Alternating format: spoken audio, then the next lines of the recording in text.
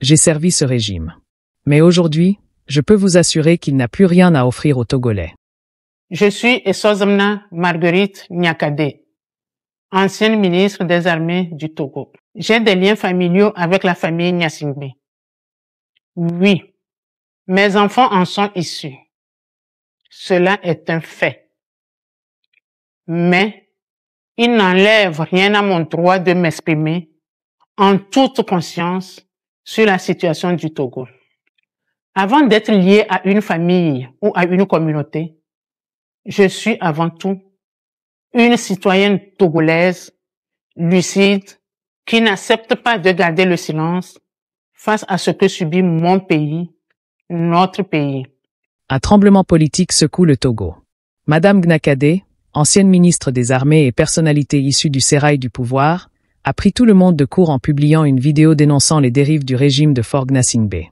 Le Togo traverse une nouvelle secousse politique. Une voix inattendue vient briser le silence.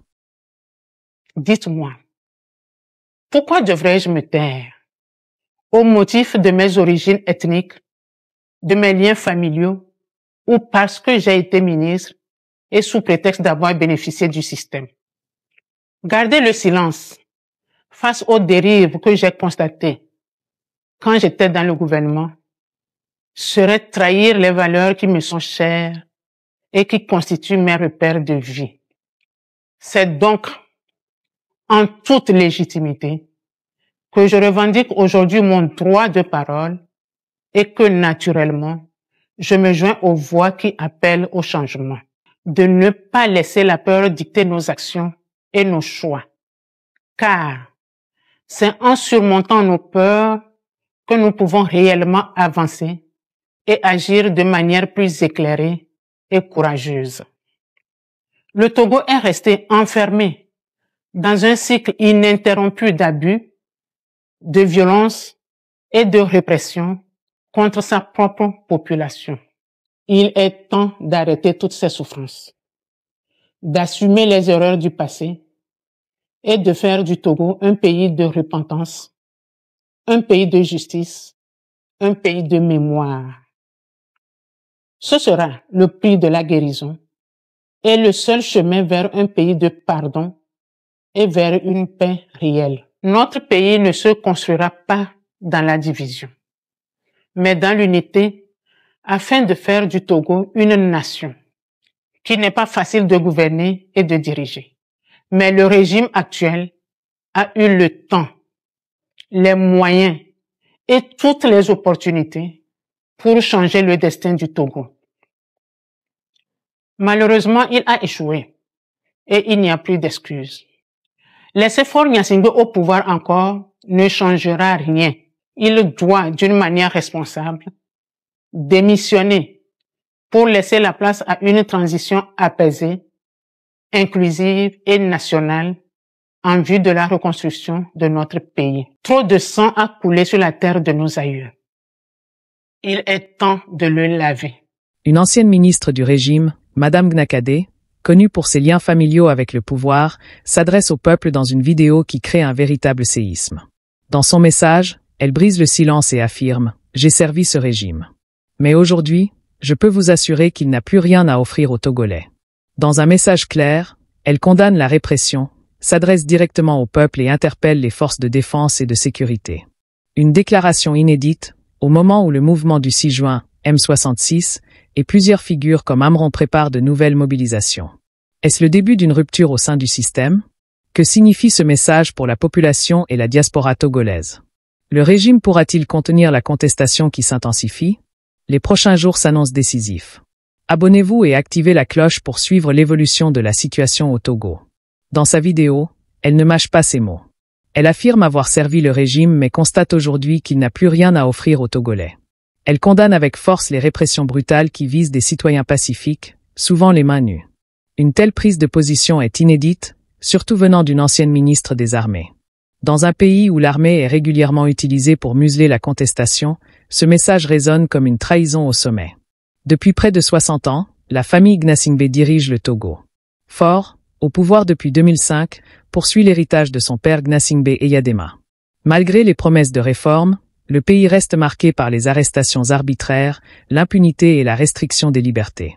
Les récentes annonces du gouvernement n'ont fait qu'accroître la colère d'une jeunesse qui se sent trahie. Les Togolais réclament plus que jamais l'alternance et la fin de l'autoritarisme. Elles dénoncent avec fermeté la répression, qualifiant d'inacceptables les violences commises contre des manifestants pacifiques, souvent les mains nues, mais violemment réprimés. Une telle prise de position est rare. Car l'armée, instrumentalisée depuis des décennies pour maintenir le régime en place, est directement interpellée par cette déclaration. Cette sortie intervient alors que le mouvement du 6 juin, composé d'artistes, d'influenceurs et de membres de la diaspora, prépare de nouvelles mobilisations. Leur mot d'ordre, retour à la Constitution de 1992, libération des prisonniers politiques et départ de Fort Gnassingbé. Le mouvement du 6 juin incarne cette volonté de changement. Rassemblant des artistes, activistes et personnalités influentes, il se mobilise contre le régime et appelle à des actions de grande ampleur. Parmi les figures emblématiques, Amron, artiste engagé et voix de la contestation, prépare de nouvelles initiatives pour exiger un état de droit et mettre fin à l'impunité. Sa parole résonne particulièrement chez la jeunesse, fatiguée des promesses non tenues. En s'adressant directement aux forces de défense et de sécurité, Madame Gnakadé fait un pas audacieux. Elle appelle les militaires à refuser de tirer sur leurs propres frères et sœurs. Un appel lourd de sens, car c'est souvent la position de l'armée qui détermine l'issue des crises politiques. Ce message pourrait devenir un catalyseur, redonnant confiance à une population longtemps résignée. Déjà, sur les réseaux sociaux, de nombreux Togolais saluent son courage et y voient une lueur d'espoir. Les jours qui viennent seront cruciaux. Des manifestations sont prévues. La colère gronde dans les rues comme dans la diaspora. Le régime, lui, pourrait être tenté de réprimer une fois de plus, mais la brèche ouverte par Madame Gnakadé change la donne. Dans l'histoire des peuples, il y a toujours un moment où le courage d'un individu rallume la flamme d'une nation. Pour beaucoup, cette vidéo est ce moment. Quoi qu'il advienne, cette déclaration restera comme un tournant. Une voix du système qui choisit le peuple, c'est rare. Mais est-ce suffisant pour faire vaciller le régime? Seul l'avenir le dira. Et vous, pensez-vous que cette vidéo marquera un avant et un après dans la lutte pour la démocratie au Togo? Donnez votre avis en commentaire. Abonnez-vous pour suivre l'évolution de la situation politique et sociale du pays. Magritte Gnakadé redonne un nouveau souffle à la lutte pour l'alternance au Togo. Son message est une tribune qui sera décortiquée sur tous les réseaux au Togo et de le monde entier. La toile togolaise sera en ébullition toute la semaine. Malgré la coupure partielle d'Internet, les populations trouveront un moyen pour s'informer. Au vu du secousse engendré, la restriction de l'Internet pourra être accentuée toute cette semaine. Rappelons que le mouvement du 6 juin, M66, a annoncé une nouvelle journée de manifestation pour le 30 août 2025, malgré les répressions subies lors de précédents rassemblements. Les manifestations des 6, 26, 27 et 28 juin avaient été marquées par des arrestations massives et des violences ayant causé plusieurs décès.